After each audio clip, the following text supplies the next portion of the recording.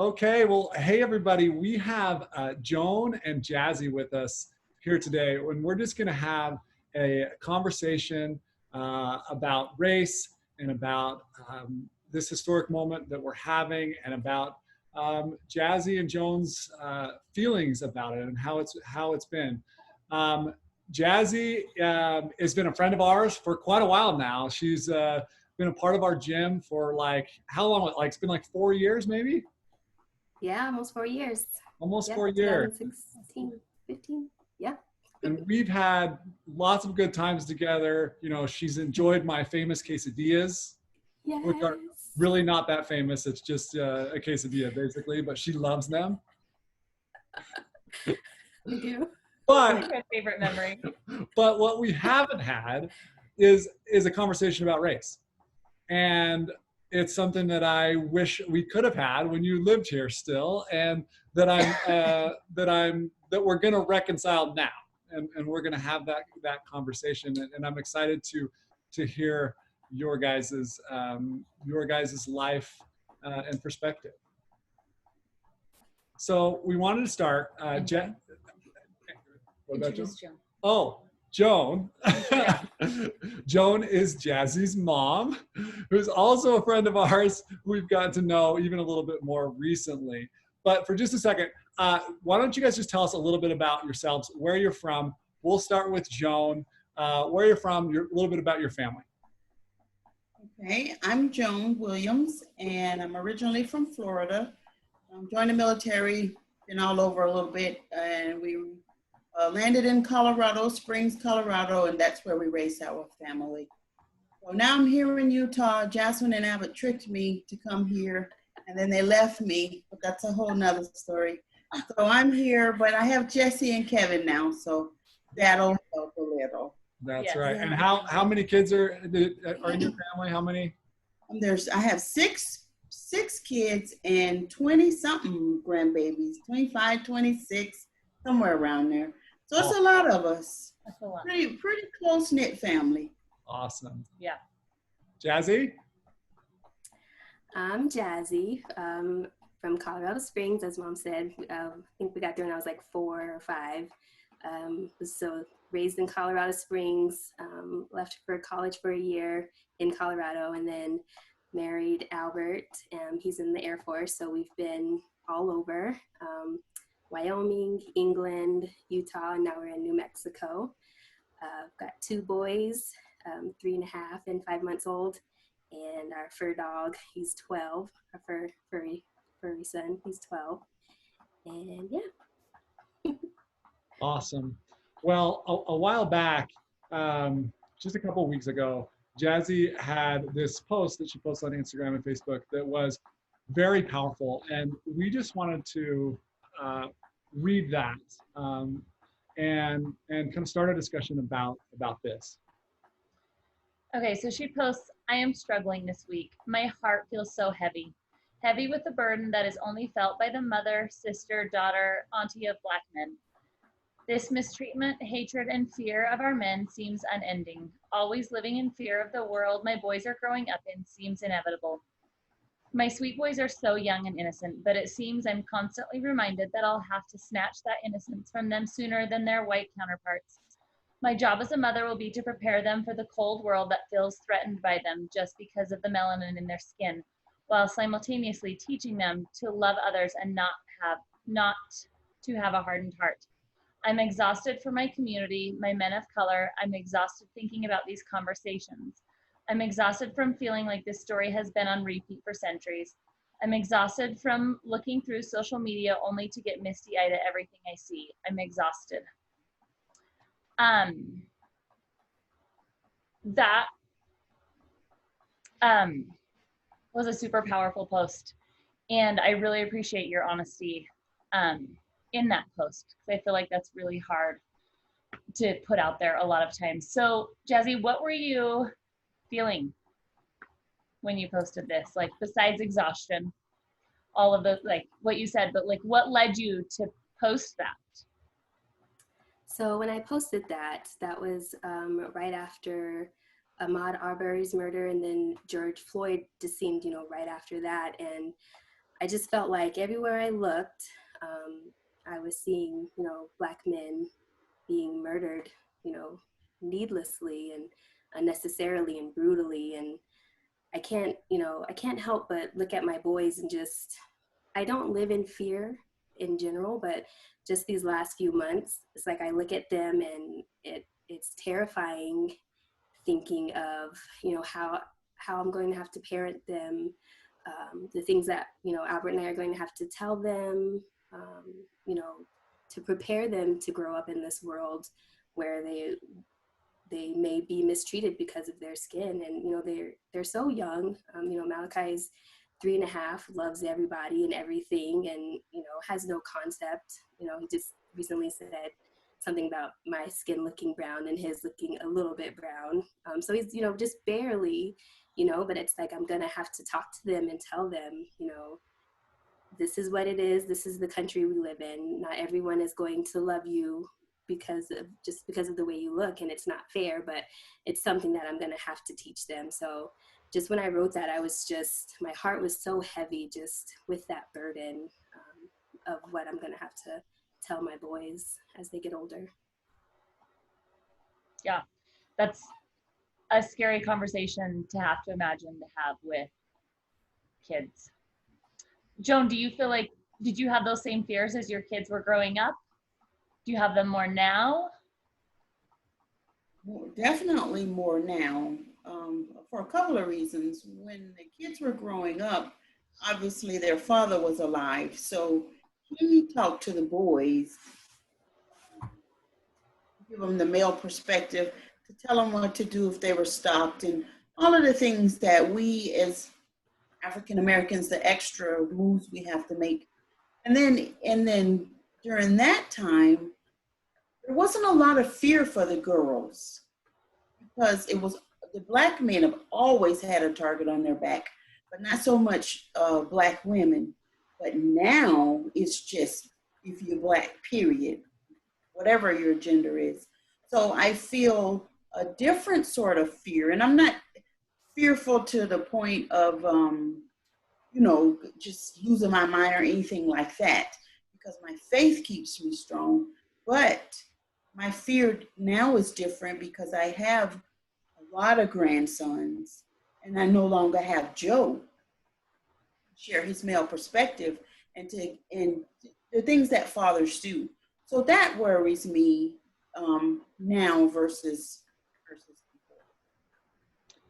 Joan, tell me, like, what were you said your husband had a lot of those conversations, with your boys, but if you were in the room for some of them, but I think for us, we don't know what that conversation looks like or feels like. What is that conversation like that your husband or you had with your boys about a traffic stop, or just so we can get an experience, of that? Well, particularly Michael, he's the youngest boy. And when he was beginning to drive, first learning to drive, his dad had the conversation: if you are pulled over by the police, put your car in park, you put your hands on the steering wheel so they can see your hands. There's no confusion that you're reaching for something or whatever. You say, yes, sir, no, sir, yes, ma'am, no, ma'am. Get your documents, your ID card, your driver's license, your registration, that sort of stuff. No flipping off at the mouth, because Michael was one of those. He would argue with anybody. And so Joe was very particular with Michael to do those things so he would come home alive. And Michael had instances, one in particular, where it was a dicey sort of situation, no guns drawn or anything like that, but it shook him up. And he and 3 of his friends were together, 3 or 4 of his friends were together, and they were all young men of color. So you just had to have those conversations, and it basically put your children in a box. This is what you need to do to stay alive. Well, now we know in 2020, none of that matters. It doesn't matter. You can do everything that your Black parents tell you to do, and you still can die. or get beat up or arrested or whatever the case is. So what do you do now? I have to contrast that with my experience with the police. I specifically remember driving home from the movie theater one day, and my brother was driving, and he was 15 and not with a driver's license, and my dad was in the car. We got pulled over. My dad jumped right out of the car and met the police officer in the street. Um, that is privilege at its finest. I'm certain that, and the cop, nothing happened. It was, totally normal, but he felt the liberty and the freedom to do that. And here you guys are in the same era having a completely different conversation around getting pulled over and what that's like. Jazzy, did you have, or Joan, did either one, did you have conversations with your daughters about things like that, like about safety things?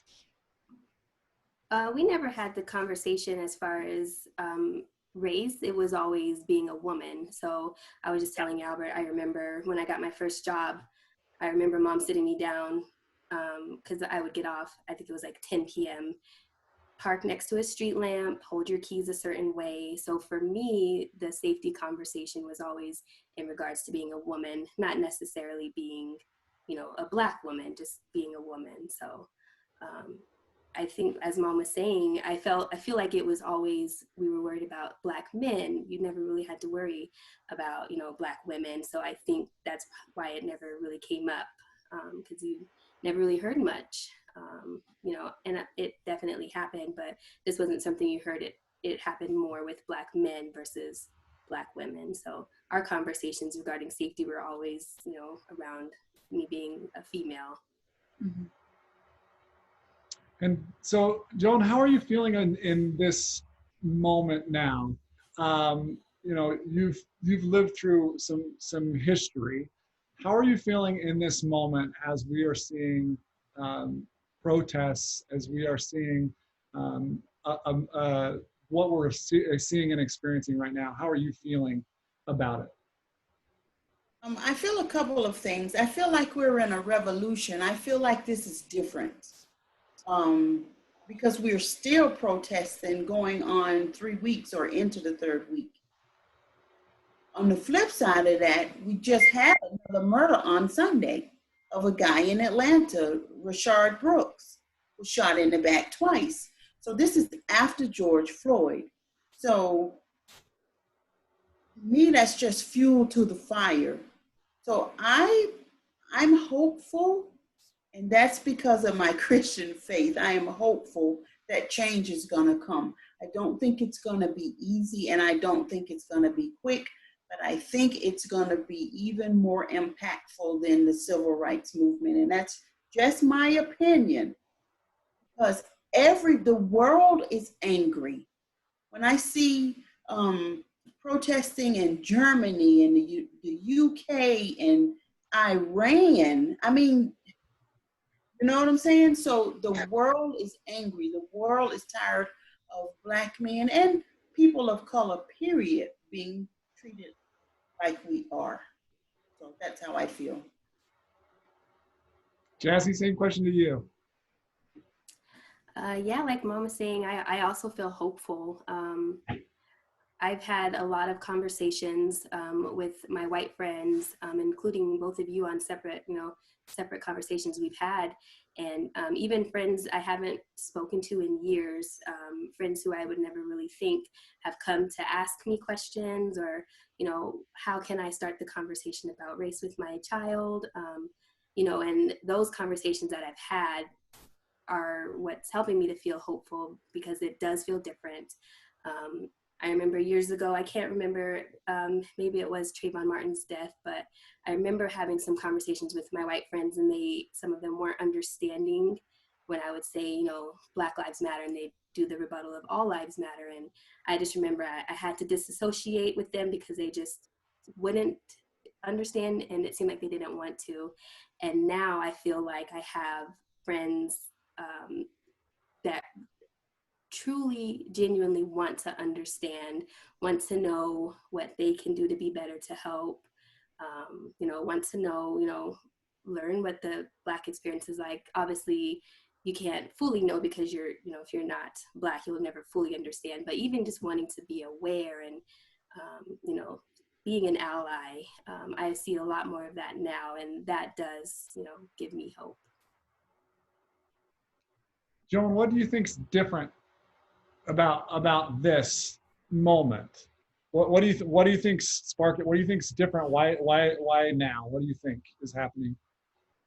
I don't know if as a white guy, you've ever heard this phrase, when you're sick and tired of being sick and tired.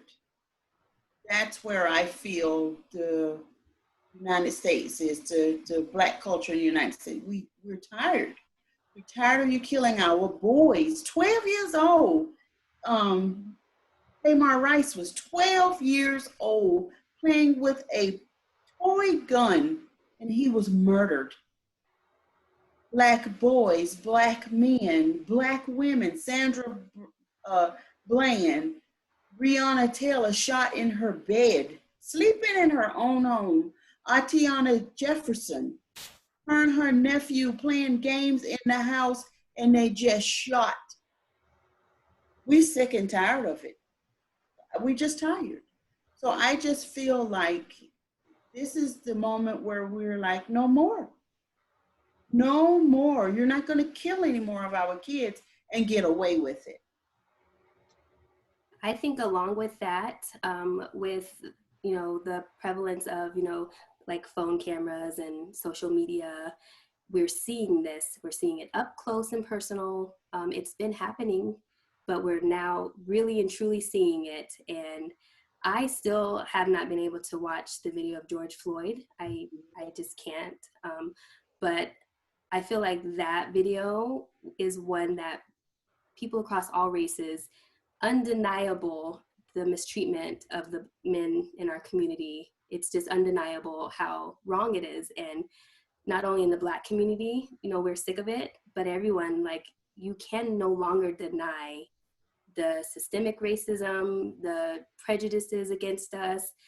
You just have to be living under a rock, in this day and age to not be able to see it. So I think that's another part, it's in your face. You can no longer ignore it. And we are at the point where something really does have to be done about it.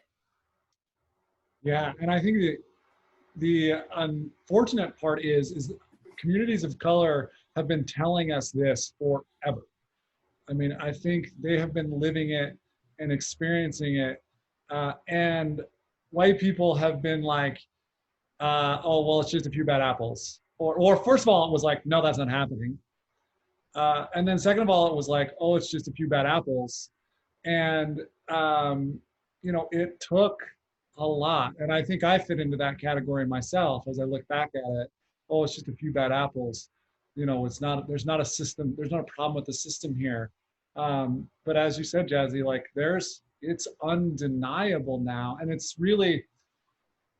sad that that's what it took for us to believe you and to believe your community. And I'm sorry, like that sucks, you know. Um, but I do think that because now we're like seeing it, that there is that change, and it's the change is happening quickly. But yeah, it's just it's wild that that's what it took when you have been experiencing it for ever, literally ever. Yeah, my little brother, he recently did a video that he shared on Facebook, and he was just using some different examples of what it's been like in the Black community. And one of them, he said, is like a pressure cooker, if you have a broken pressure cooker. So we've been under all this pressure, and there's nowhere for that pressure to go. And once it reaches its limit, it explodes. And that's what's happening now in the Black community. We've just reached our limit, and this explosion, of the protesting and everything, and the world is seeing that explosion. And, like I said, it's just, you can no longer ignore what's going on. And I think that's why we're seeing these changes. It will take some time, and it's systemic. So it's gonna, I think that's why it's important we're having these conversations, with the generation coming up, because that's where the change is going to happen with our kids. They're seeing what's going on now, and so as they're getting a little older and explaining it to them, they can be the ones that can help facilitate that change within the system. And I think that's where that change will start to happen.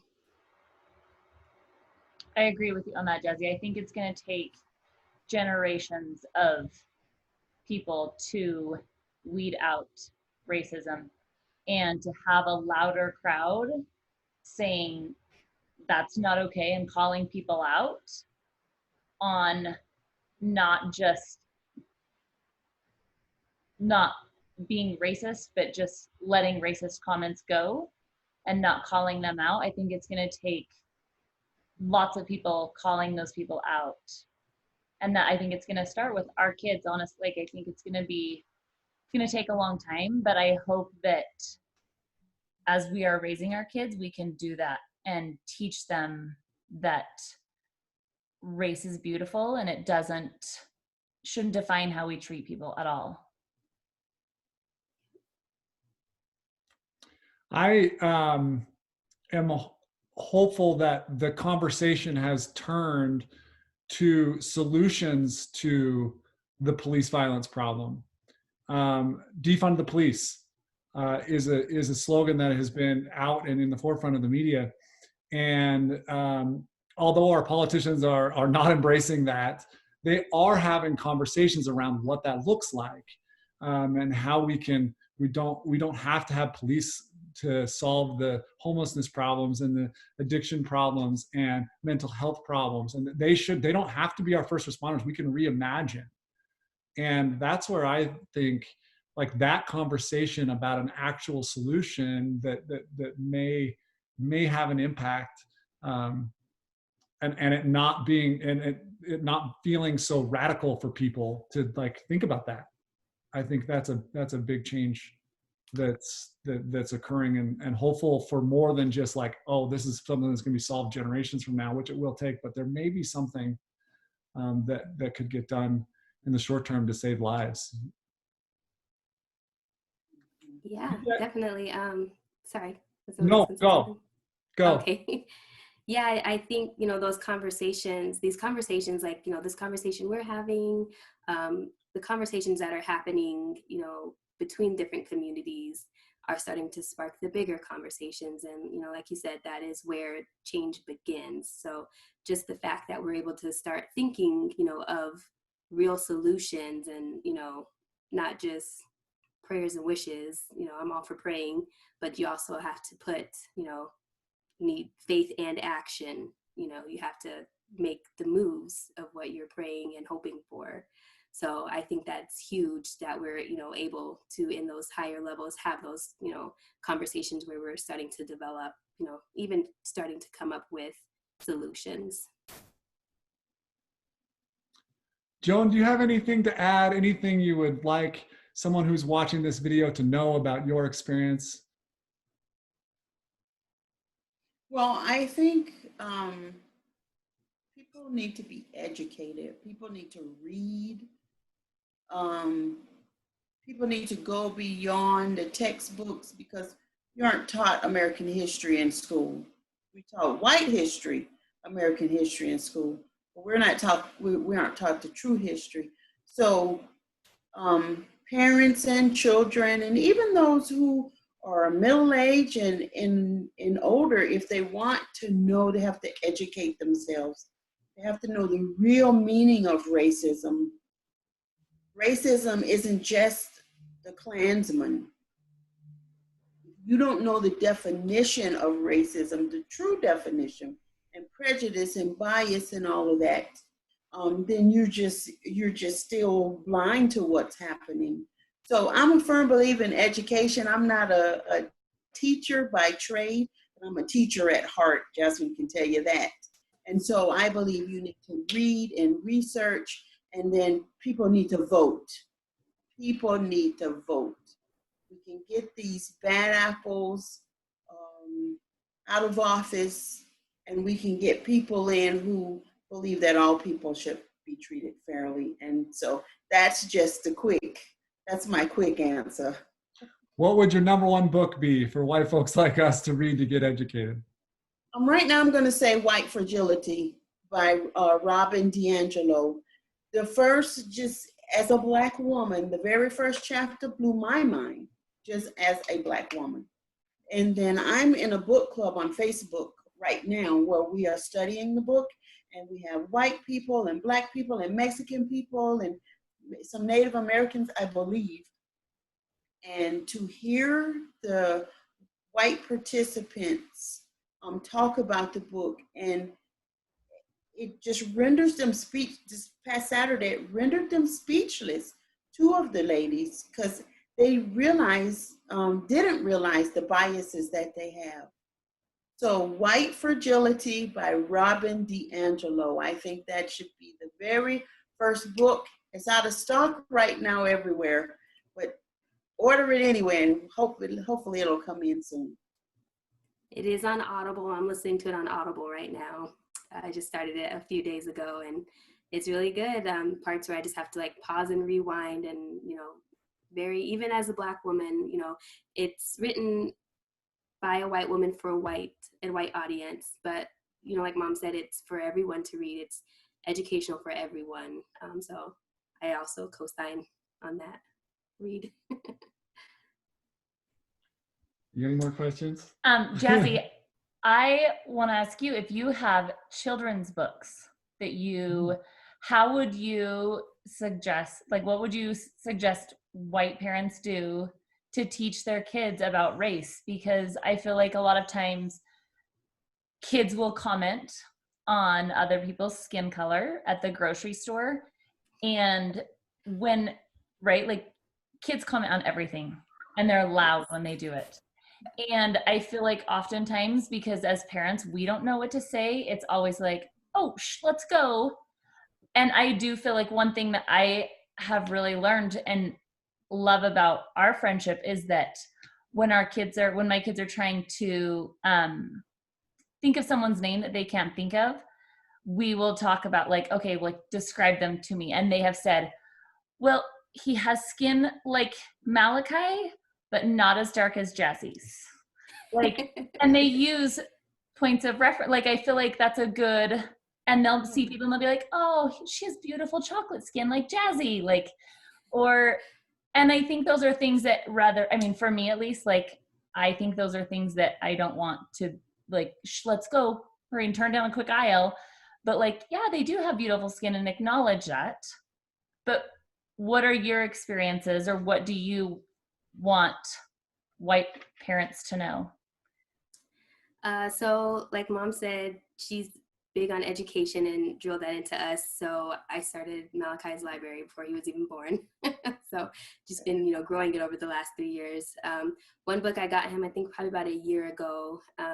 It's called I Am Mixed. I cannot remember the author right now, but basically, because Malachi, for anyone who doesn't know, my children are mixed race.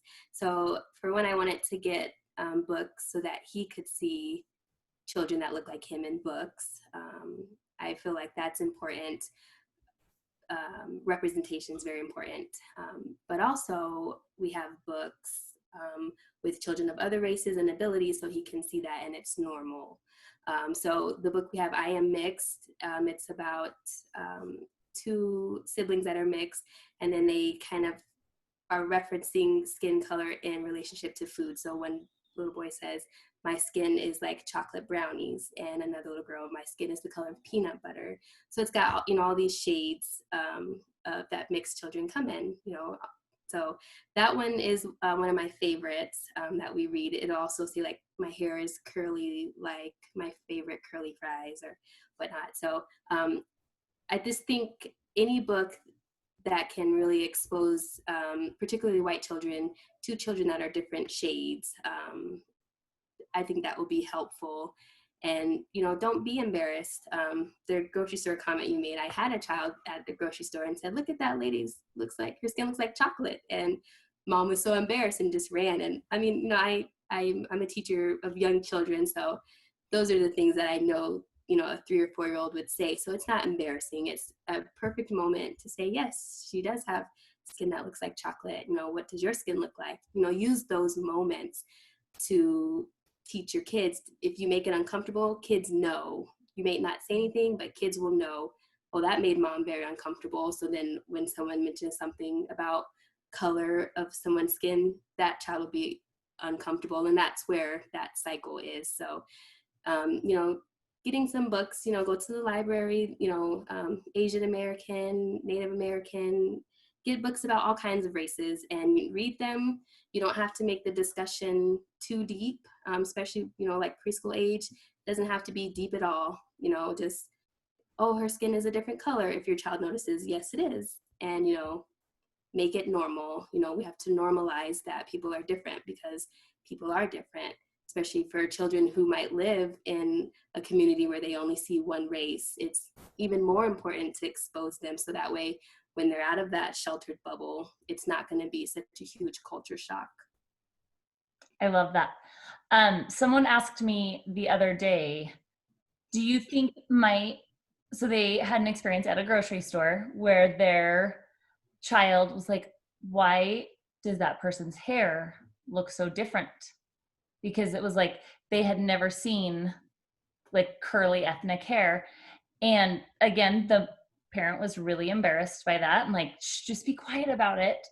And they were telling me this, and I said, and I want to ask your opinion on this. Like I said, I would hopefully have the courage to go ask this mom, hey, can we have a conversation? My child noticed your child's hair, and I know that like touching hair is not a thing, but like, can my kid have this experience where they can know that like different hair comes in all different shades, it comes in all different textures. Some people have straight hair, some people have wavy hair. Is that something that you would be like, is that okay? So I can't speak for everyone. Yeah. For me, I wouldn't mind.